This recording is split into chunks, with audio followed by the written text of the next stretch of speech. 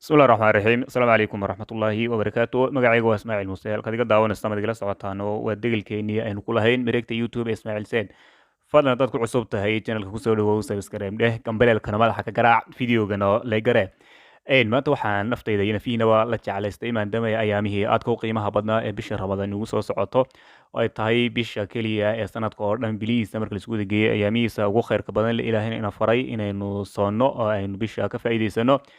soomkeeda iyo fadliga ay leedahay iyo waajibkeeda iyo waxayna saaran oo dhan ka hadli maayo taasi waa arrin noocad oo maadaama dad muslimiin nahay dhammaanteen baan ka wada dheregsanahay waxaa keliya doonaya inuu yara baraarujiyo waxa weeyaan ayaamaha yare kooban sidaynu uga faa'iidaysan lahayn ayaamaha uu ilaahay yidhi waa ayaamo yaro kooban ayaa min macduudaat uu ilaahay gebigooda waa ayaamo yaro kooban uu ka dhigay sidaynu uga faa'iidaysan lahayn waqtigeena yare kooban aynu uga faa'iidayn lahayn qof waliba wuxuu ka faa'iidaysan lahaa ashkhaasta iyo bulshada iyo dadku way kala duwan yihiin midba meel buu nolosha kaga jiraa qof waa aabbo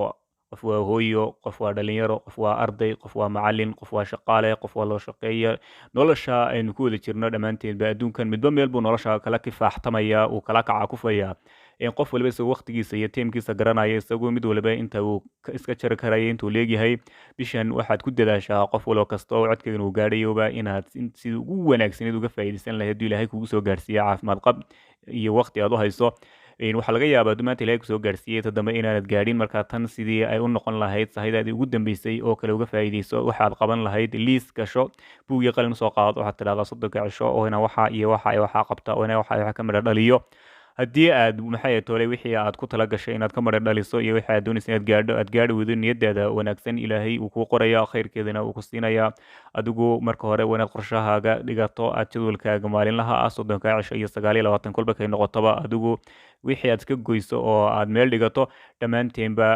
aniga nafteeda ka bilaabaya inta kale maqlaysa waxaa keliya ku boorinaya waxa weeye waqtigeena inaynaan cidla ku dayacin ee soddonka maalmood hadduu ilaahay caafimaad nagu soo gaarsiiyo aynu ka faa'iidaysano wax kasta oo nolosheena aakhire iyo iftiinkaba waxaynoo qabanaya waxaynoo taraya inaynu uga faa'iidaysano hadday tahay maxay toolay taraawiixaha taajudka qur-aan akhriska ducooyinka adkaarta wax kasta oo aynu qaban karno aynu uga faa'iidaysano dhan kasta oo nolosheena ta aakhire iyo ta adduunka ka taabanaysaba asalaamu calaykum waraxmatullaahi wabarakaatu